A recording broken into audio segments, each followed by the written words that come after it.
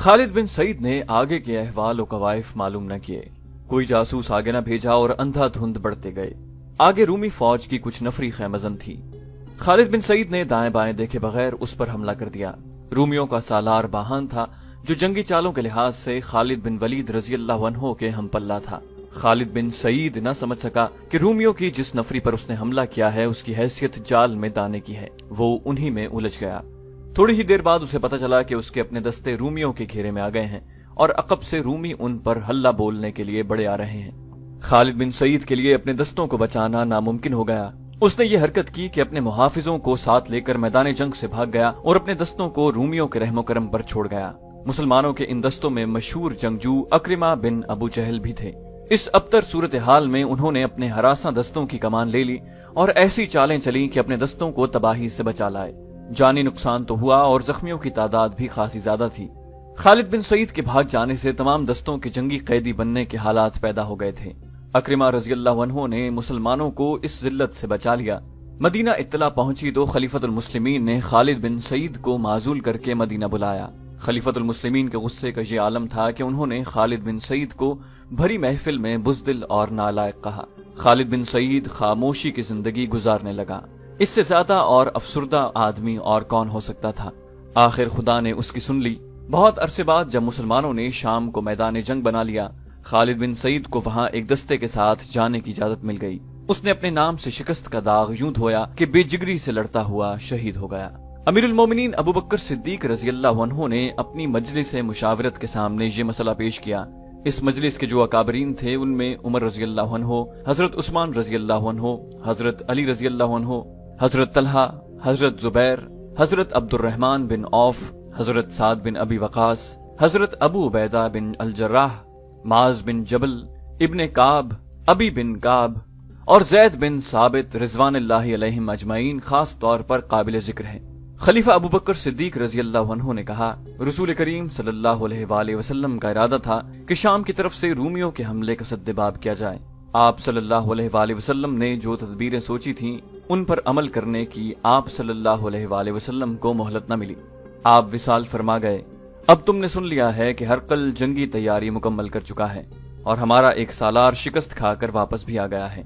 अगर हमने रूमियों के खिलाफ कोई कार्रवाई न की तो एक तो अपने लश्कर के हौसले कमजोर होंगे और वो रूमियों को अपने से ज्यादा बहादुर समझने लगेंगे। दूसरा नुकसान ये होगा कि रूमी आगे बढ़ाएंगे और हमारे लिए खतरा बन जाएंगे। इस सूरत हाल में तुम मुझे क्या मशवरा दोगे? ये भी याद रखना कि हमें मजीद फौज की जरूरत है। हजरत उमर रजी अल्लाह अन्हो ने कहा, अमीरुल मोमिनीन, आपके अज़्म को कौन रद्द कर सकता है? मैं महसूस करता हूँ कि शाम पर हमले का इशारा अल्लाह की तरफ से मिला है। लश्कर के लिए मजीद नफरी भर्ती करें और जो काम रसूलुल्लाह सल्लल्लाहु अलैहि वसल्लम ने करना चाहा था उसे हम पूरा करें। अब्दुर्रहमान बिन औफ रजी अल्लाह अन्हो ने कहा, अमीरुल मोमिनीन, अल्लाह की सलामती हो आप पर। गौर कर लें, रूमी हमसे ताकतवर हैं। खालिद बिन सईद का अंजाम देख लें। हम रसूलुल्लाह सल्लल्लाहु अलैहि वसल्लम के इरादों को जरूर पूरा करेंगे, लेकिन हम इस काबिल नहीं कि रूमियों पर बड़े पैमाने का हमला करें। क्या यह बेहतर नहीं होगा कि हमारे दस्ते रूमियों की सरहदी चौकियों पर हमले करते रहें और हर हमले के बाद दूर पीछे आ जाएं? इस तरह रूमियों का आहिस्ता आहिस्ता नुकसान होता रहेगा और अपने मुजाहिदीन के हौसले खुलते जाएंगे। इस दौरान हम अपने लश्कर के लिए लोगों को इकट्ठा करते रहेंगे। अमीरुल मोमिनीन, लश्कर में इजाफा करके आप खुद जिहाद पर रवाना हो जाएं और चाहें तो क़यादत और सरदार को दे दें। मौरखों ने उस दौर की तहरीरों के हवाले से लिखा है कि तमाम मजलिस पर खामोशी तारी हो गई। अब्दुर्रहमान बिन औफ रजी अल्लाह अन्हो ने बड़ी जुर्रत से अपना मशवरा पेश किया था। ऐसा लगता था जैसे अब कोई और बोलेगा नहीं। अमीरुल मोमिनीन रजी अल्लाह अन्हो ने कहा, खामोश क्यों हो गए तुम? अपने मशवरे दो। कौन शक कर सकता है तुम्हारी दयानतदारी पर? उस्मान बिन अफ़ान रजी अल्लाह अन्हो ने कहा, बेशक तुम मुसलमानों की और दीन की भलाई चाहते हो, फिर क्यों नहीं तुम हुक्म देते कि शाम पर हमला करो? नतीजा जो भी होगा हम सब भुगत लेंगे। मजलिस के दूसरे शुरका ने उस्मान रजी अल्लाह अन्हो की तायद की और मुत्तफिका तौर पर कहा कि दीन और रसूलुल्लाह सल्लल्लाहु अलैहि वसल्लम की उम्मत के वक़ार के लिए मसनद खिलाफत से जो हुक्म मिलेगा उसे सब कबूल करेंगे। खलीफतुल मुस्लिमीन रजी अल्लाह अन्हो ने आखिर में कहा, तुम सब पर अल्लाह की रहमत हो। मैं कुछ अमीर मुकर्रर करता हूँ। अल्लाह की और उसके रसूल सल्लल्लाहु अलैहि वसल्लम के बाद अपने अमीरों की इताअत करो। अपनी नियतों और इरादों को साफ रखो। बेशक अल्लाह इन्हीं लोगों के साथ होता है।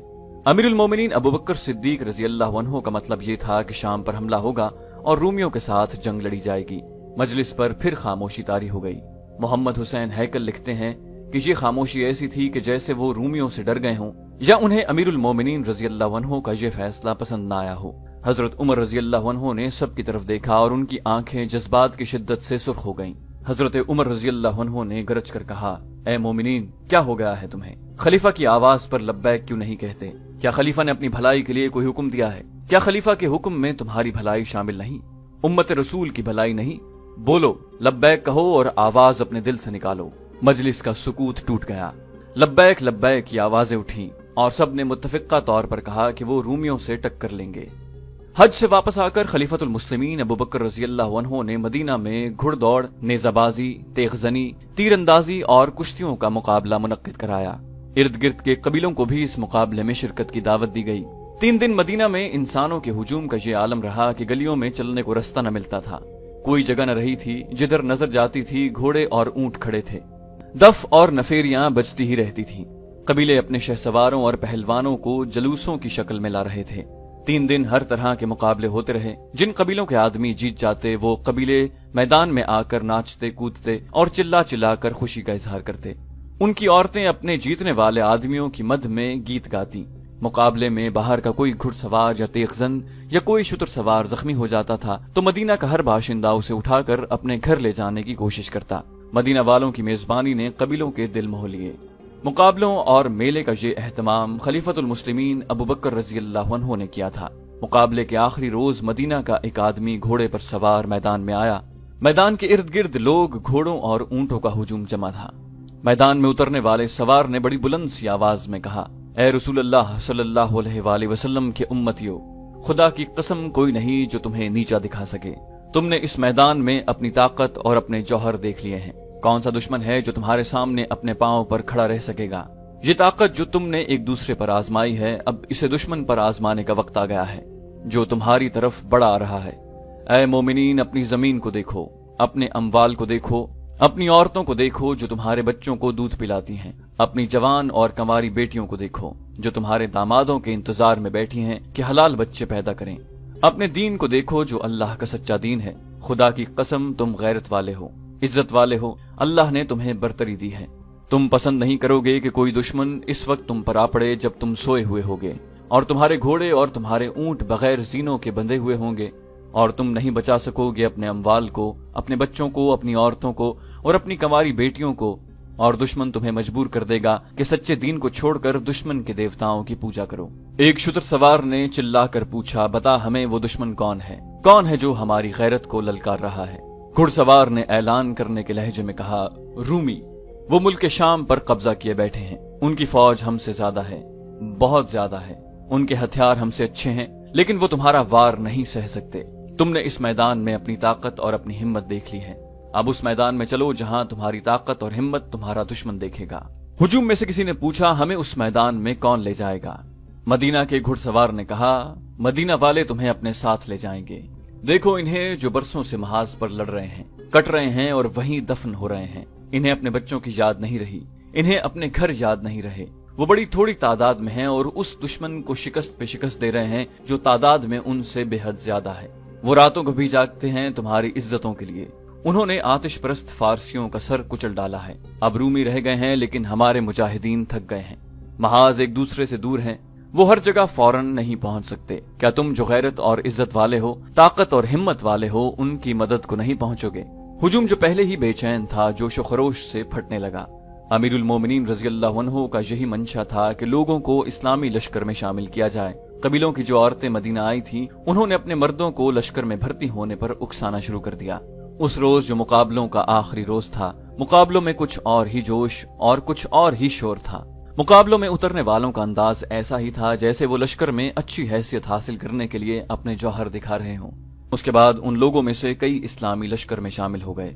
यमन में इस्लाम मकबूल आम मजहब बन चुका था। इर्तिदाद भी खत्म हो गया था और यहाँ का गालिब मजहब इस्लाम था। खलीफतुल मुस्लिमीन ने अहले यमन के नाम एक खत लिखा जो एक कासिद लेकर गया। खत में लिखा था, अहले यमन, तुम पर अल्लाह की रहमतें बरसें। तुम मोमिनीन हो और मोमिनीन पर उस वक्त जिहाद फर्ज हो जाता है जब एक ताकतवर दुश्मन का खतरा मौजूद हो। हुक्म रब्बुल आलमीन है कि तुम तंगदस्ती में हो या खुशहाली में, तुम्हारे पास सामान कम है या ज्यादा, تم جس حال میں بھی ہو دشمن کے مقابلے کے لیے نکل پڑو، اپنے مالوں اور اپنی جانوں سے خدا کی راہ میں جہاد کے لیے نکلو۔ تمہارے جو بھائی مدینہ آئے تھے انہیں میں نے بغرض جہاد جانے کی ترغیب دی تو وہ بخوشی تیار ہو گئے اور اسلامی لشکر میں شامل ہو گئے۔ میں یہی ترغیب تمہیں دیتا ہوں، میری آواز تم تک پہنچ گئی ہے، اس میں اللہ کا حکم ہے، وہ سنو اور جس نے تمہیں پیدا کیا ہے اس کے حکم کی تعمیل کرو۔ اس دور کے رواج کے مطابق مدینہ کے قاصد نے یمن میں 3-4 جگہوں پر لوگوں کو اکٹھا کیا اور امیر المومنین رضی اللہ عنہ کا پیغام سنایا۔ اس کا اثر یہ ہوا کہ ایک سردار ذوالقلہ حمیری نے نہ صرف اپنے قبیلے کے جوان آدمیوں کو تیار کر لیا بلکہ اپنے زیر اثر چند اور قبیلوں کے لڑنے والے آدمیوں کو ساتھ لیا اور مدینہ روانہ ہو گئے۔ مدینہ کا قاصد ہر قبیلے میں گیا تھا۔ 3 اور قبیلوں کے سرداروں قیس بن حبر مرادی، جندب بن عمر الدوسی اور حابس بن سعد تائی نے اپنے اپنے قبیلے کے جوانوں اور لڑنے کے قابل افراد کو ساتھ لیا اور شام کی جنگی مہم میں شریک ہونے کے لیے عازم مدینہ ہوئے۔ یہ ایک اچھا خاصا لشکر بن گیا، ہر فرد گھوڑے یا اونٹ پر سوار اور ہر قسم کے ہتھیاروں سے مسلح ہو کر آیا۔ یہ لوگ تیروں کا ایک بہت بڑا ذخیرہ بھی ساتھ لائے۔ مدینہ میں اس لشکر کا اجتماع 634 عیسوی محرم 13 ہجری میں ہوا تھا۔ امیر المومنین ابو بکر صدیق رضی اللہ عنہ نے خود اس اجتماع کے ہر آدمی کو اچھی طرح سے دیکھا کہ وہ تندرست ہے اور وہ کسی کے مجبور کرنے پر نہیں بلکہ جہاد کا مطلب اور مقصد سمجھ کر خود آیا ہے۔ پھر اس لشکر کی چھان بین یہ معلوم کرنے کے لیے کی گئی کہ ان میں کئی افراد مرتدین کے ساتھ رہے اور مسلمانوں نے ارتداد کے خلاف جو جنگ لڑی تھی اس میں وہ مسلمانوں کے خلاف لڑے تھے۔ انہوں نے اسلام تو قبول کر لیا تھا لیکن ان پر بھروسہ نہیں کیا جا سکتا تھا۔ مرتدین نے یہ عادت بنا لی تھی کہ مرتد بنے رہے، جب مسلمانوں کے ہاتھوں میدان جنگ میں پٹ گئے تو اسلام قبول کر لیا، مگر مسلمان ان پر بھروسہ کر کے ان کی بستیوں سے ہٹے تو ان میں سے کئی ایک اسلام سے منحرف ہو کر پھر مرتد ہو گئے۔ مدینہ میں چھان بین کی گئی تو ان میں سے بعض کو لشکر سے نکال دیا گیا، باقی لشکر کو 4 حصوں میں بانٹ کر ہر حصے کا سالار مقرر کیا گیا۔ ہر حصے میں 7,000 آدمی تھے، یعنی لشکر کی تعداد 28,000 تھی۔ زیادہ تر مورخوں نے یہ تعداد 30,000 لکھی ہے۔ ایک حصے کے سالار عمر بن العاص رضی اللہ عنہ، دوسرے کے یزید بن ابی سفیان رضی اللہ عنہ، تیسرے کے شرجیل بن حسنہ اور چوتھے حصے کے سالار ابو عبیدہ بن الجراح رضی اللہ عنہ تھے۔ ان سالاروں نے چند دن لشکر کو بڑے پیمانے کی جنگ لڑنے کی ٹریننگ دی، جس میں مارکے کے دوران دستوں کا آپس میں رابطہ اور نظم و نسق قائم کرنا شامل تھا۔ اپریل 634 عیسوی صفر 13 ہجری کے پہلے ہفتے میں اس لشکر کو شام کی طرف کوچ کا حکم ملا۔ ہر حصے کو الگ الگ مقامات پر پہنچنا اور ایک دوسرے سے الگ کوچ کرنا تھا۔ عمر بن العاص رضی اللہ عنہ کو اپنے دستوں کے ساتھ فلسطین تک جانا تھا۔ یزید بن ابی سفیان کی منزل دمشق تھی، انہیں تبوک کے راستے سے جانا تھا۔ شرجیل بن حسنہ رضی اللہ عنہ کو اردن کی طرف جانا تھا، انہیں کہا گیا تھا کہ یزید بن ابی سفیان کے دستوں کے پیچھے پیچھے جائیں۔ ابو عبیدہ بن الجراح رضی اللہ عنہ کی منزل حمص تھی، انہیں بھی تبوک کے راستے ہی جانا تھا۔ خلیفۃ المسلمین نے آخری حکم یہ دیا، اللہ تم سب کا حامی و ناصر ہو۔ سالار اپنے اپنے دستے ایک دوسرے سے الگ رکھیں گے، اگر رومیوں کے ساتھ کہیں ٹکر ہو گئی تو سالار ایک دوسرے کی مدد کو بلا سکتے ہیں۔ اگر لشکر کے چاروں حصوں کو مل کر لڑنا پڑا تو ابو عبیدہ بن الجراح تمام لشکر کے سپاہ سالار ہوں گے۔ سب سے پہلے یزید بن ابی سفیان رضی اللہ عنہ اپنے دستوں کو لے کر مدینہ سے نکلے۔ مدینہ کی عورتیں اور بچے بھی باہر نکل آئے تھے۔ چھتوں پر عورتیں کھڑی ہاتھ اوپر کر کے ہلا رہی تھیں، بوڑھی عورتوں نے دعا کے لیے ہاتھ اٹھائے ہوئے تھے۔ کئی بوڑھوں کی آنکھیں اس لیے اشکبار ہو گئی تھیں کہ وہ لڑنے کے قابل نہیں رہے تھے۔ یزید بن ابی سفیان رضی اللہ عنہ اپنے دستوں کو آگے آگے جا رہے تھے۔ یزید رضی اللہ عنہ کے ساتھ امیر المومنین ابو بکر صدیق رضی اللہ عنہ پیدل چل رہے تھے۔ یزید بن ابی سفیان گھوڑے سے اتر آئے، امیر المومنین کے اصرار کے باوجود وہ گھوڑے پر سوار نہ ہوئے۔ امیر المومنین ضعیف تھے، پھر بھی وہ دستوں کی رفتار سے چلے جا رہے تھے۔ یزید بن ابی سفیان نے انہیں کئی بار کہا کہ وہ واپس جائیں، لیکن ابو بکر رضی اللہ عنہ نہ مانے۔ مدینہ سے کچھ دور جا کر یزید بن ابی سفیان رک گئے۔ امیر المومنین واپس نہیں جائیں گے تو میں ایک قدم آگے نہیں بڑھوں گا، یزید بن ابی سفیان نے کہا۔ امیر المومنین رضی اللہ عنہ نے کہا، خدا کی قسم ابو سفیان، تو مجھے سنت رسول اللہ صلی اللہ علیہ وآلہ وسلم سے روک رہا ہے۔ کیا تجھے یاد نہیں کہ رسول اللہ صلی اللہ علیہ وآلہ وسلم جہاد کو رخصت ہونے والے ہر لشکر کے ساتھ دور تک جاتے اور دعاؤں کے ساتھ رخصت کرتے تھے؟ آپ صلی اللہ علیہ وآلہ وسلم فرمایا کرتے تھے کہ پاؤں جو جہاد فی سبیل اللہ کے راستے پر گرد آلود ہو جاتے ہیں، دوزخ کی آگ ان سے دور رہتی ہے۔ تاریخ کے مطابق امیر المومنین کے لشکر کے اس حصے کے ساتھ مدینہ سے 2 میل دور تک چلے گئے تھے۔ امیر المومنین نے کہا، یزید، اللہ تجھے فتح و نصرت عطا فرمائے، کوچ کے دوران اپنے آپ پر اور اپنے لشکر پر کوئی سختی نہ کرنا، فیصلہ اگر خود نہ کر سکو تو اپنے ماتحتوں سے مشورہ لینا اور تلخ کلامی نہ کرنا، عدل و انصاف کا دامن نہ چھوڑنا، ظلم سے باز رہنا، اور بے انصافی کرنے والی قوم کو اللہ پسند نہیں کرتا، اور ایسی قوم کبھی فاتح نہیں ہوتی۔ میدان جنگ میں پیٹھ نہ دکھانا کہ جنگی ضرورت کے بغیر پیچھے ہٹنے والے پر اللہ کا قہر نازل ہوتا ہے، اور جب تم اپنے دشمن پر غالب آ جاؤ تو عورتوں، بچوں اور بوڑھوں پر ہاتھ نہ اٹھانا، اور جو جانور تم کھانے کے لیے ذبح کرو ان کے سوا کسی جانور کو نہ مارنا۔ مورخین واقدی، ابو یوسف، ابن خلدون اور ابن اسیر نے امیر المومنین ابو بکر رضی اللہ عنہ کے یہ الفاظ لکھے ہیں۔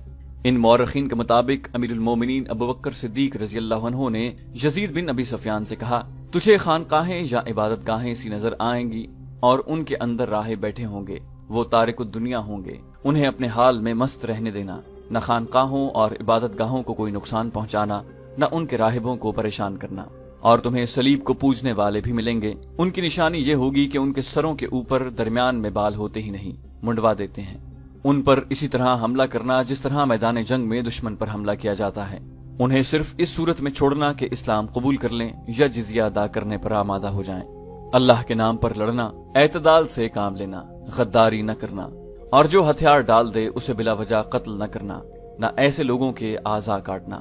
یہ رسول کریم صلی اللہ علیہ وآلہ وسلم کا طریقہ تھا کہ رخصت ہونے والے ہر لشکر کے ساتھ کچھ دور تک جاتے، سالاروں کو ان کے فرائض یاد دلاتے اور لشکر کو دعاؤں سے رخصت کرتے تھے۔ خلیفہ اول ابو بکر صدیق رضی اللہ عنہ نے رسول کریم صلی اللہ علیہ وآلہ وسلم کی پیروی کرتے ہوئے چاروں سالاروں کو آپ صلی اللہ علیہ وآلہ وسلم کی ہی طرح رخصت کیا۔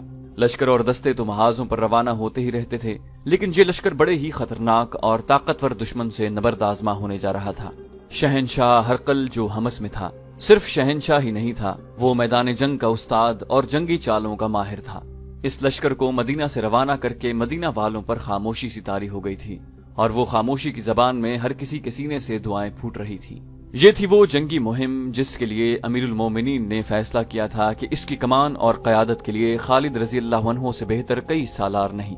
مدینہ کا یہ 28,000 کا لشکر 15 دنوں میں شام کی سرحدوں پر اپنے بتائے ہوئے مقامات پر پہنچ گیا۔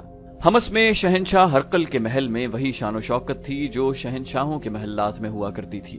مدائن کے محل کی طرح حمص کے محل میں بھی حسین اور نوجوان لڑکیاں ملازم تھیں، ناچنے اور گانے والیاں بھی تھیں، اور ایک ملکہ بھی تھی، اور جس کی وہ ملکہ تھی اس کی ملکہ ہونے کے دعوے دار چند ایک اور بھی تھیں۔ شہنشاہ ہرقل کے دربار میں ایک ملزم پیش تھا۔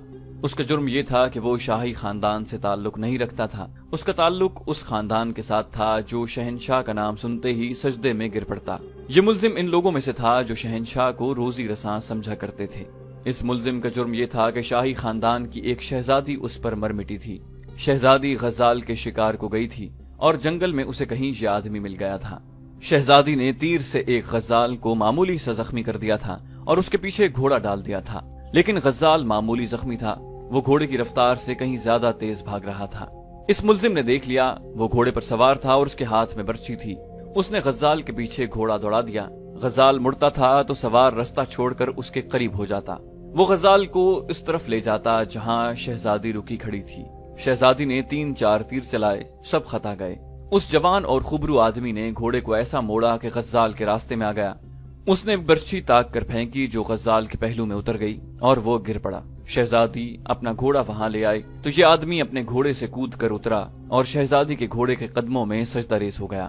میں اگر شہزادی کے شکار کو شکار کرنے کا مجرم ہوں تو مجھے معاف کیا جائے، اس نے ہاتھ جوڑ کر کہا، لیکن میں غزال کو شہزادی کے سامنے لے آیا تھا کہ شہزادی اسے شکار کرے۔ شہزادی نے مسکرا کر کہا، تم شہسوار ہو، کیا کام کرتے ہو؟ اس آدمی نے کہا، ہر وہ کام کر لیتا ہوں جس سے 2 وقت کی روٹی مل جائے۔ شہزادی نے کہا، میں تجھے محل کے محافظوں میں شامل کروں گی۔ رعایا کے اس ناچیز بندے میں اتنی جرت نہیں تھی کہ انکار کرتا۔ شہزادی اسے ساتھ لے آئی اور محافظوں میں رکھوا دیا۔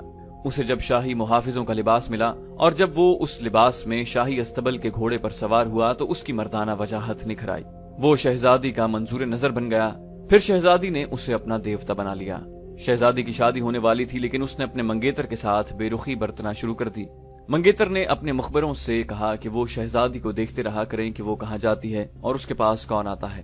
ایک رات شہزادی کے منگیتر کو اطلاع ملی کہ شہزادی شاہی محل کے باغ میں بیٹھی ہوئی ہے۔ وہ محل سے تھوڑا ہی دور ایک بڑی خوبصورت جگہ تھی، वहां चश्मा था और वो सब्ज़ाज़ार था।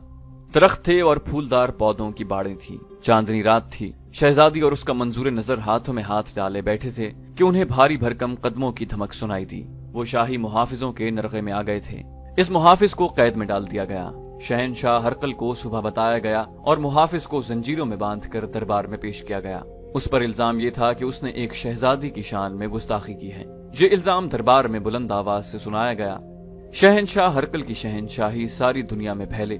मुल्जिम ने कहा, शहजादी को दरबार में बुलाकर पूछा जाए कि मैंने गुस्ताखी की है या मोहब्बत की है, और मोहब्बत मैंने नहीं शहजादी ने की है। शहनशाह हरकल ने गरज कर कहा, ले जाओ इसे, रथ के पीछे बांध दो और रथ उस वक्त तक दौड़ती रहे जब तक इसका गोश्त उसकी हड्डियों से अलग नहीं हो जाता। मुल्जिम ललकार कर बोला, शहनशाह हरकल, तू एक शहजादी की मोहब्बत का खून कर रहा है। उसे दरबार से घसीट कर ले जा रहे थे और उसकी पुकार और ललकार सुनाई दे रही थी। वो रहम की भीख नहीं मांग रहा था। तेरा अंजाम करीब आ रहा है हरकल, वो चिल्लाता जा रहा था। अपने आप को देवता न समझ, जिल्लत और रुसवाई तेरी तरफ आ रही है।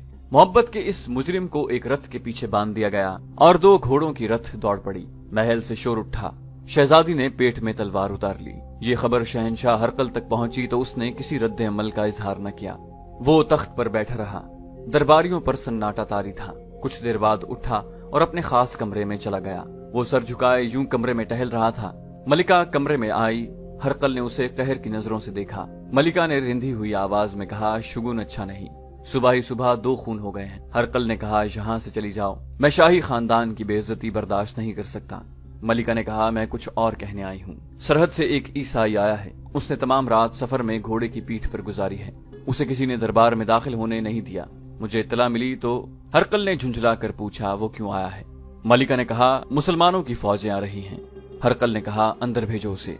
मलिका के जाने के बाद एक उधेड़ उम्र आदमी कमरे में आया। उसके कपड़ों पर और चेहरे पर गर्द की तह जमी हुई थी। वो सलाम के लिए झुका। हरकल ने शाहाना जलाल से पूछा, तूने महल तक आने की जुर्रत कैसे की? क्या तू ये खबर किसी सालार या नाजिम को नहीं दे सकता था? उस आदमी ने कहा, ये जुर्म है तो मुझे बख्श दें। मुझे डर था कि इस खबर को कोई सच नहीं मानेगा। तूने मुसलमानों का लश्कर कहाँ देखा है? हमस से 3 रोज के फासले पर। उसने जवाब दिया, ये एक ईसाई अरब था जिसने अबू उबैदा बिन अल जर्राह रज़ियल्लाहु अन्हु के दस्तों को शाम से कुछ दूर देख लिया था। उसी शाम और जगहों से इत्तलाएं आईं कि मुसलमानों की फौज उन जगहों पर पड़ाव डाले हुए है। मुसलमानों के लश्कर के चौथे हिस्से की इत्तला अभी नहीं आई थी।